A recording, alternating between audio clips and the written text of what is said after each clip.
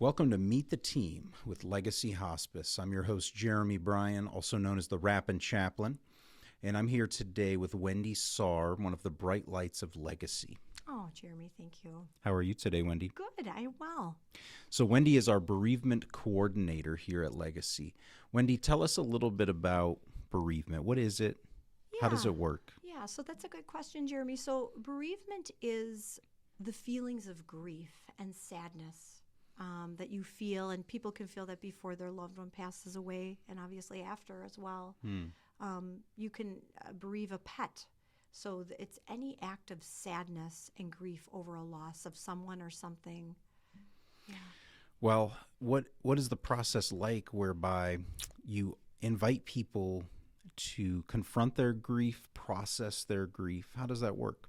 Yeah, so what I do, Jeremy, is I do reach out after a loved one comes on hospice. I reach out to the family within that first week, and I introduce myself, the role. I offer support groups online. I offer them in person. I've met families for coffee.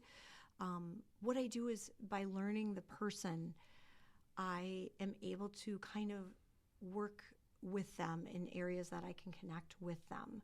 So it's just learning the person and learning different techniques in which I feel would benefit each individual. Yeah.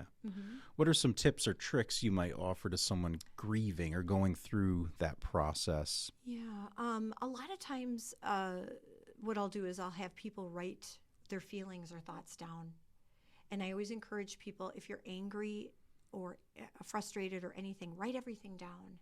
There is no right or wrong feelings when you are grieving. That's right. And sometimes it's just very therapeutic for them to go through that act of actually writing it down. So that's what I encourage. All right. So writing. Anything else you can do? Yeah. Music, sometimes just having people listen to songs that their loved one liked, having a cry from that, going for a walk, even going to get yourself an ice cream. I encourage people to do things for themselves that they typically would not do.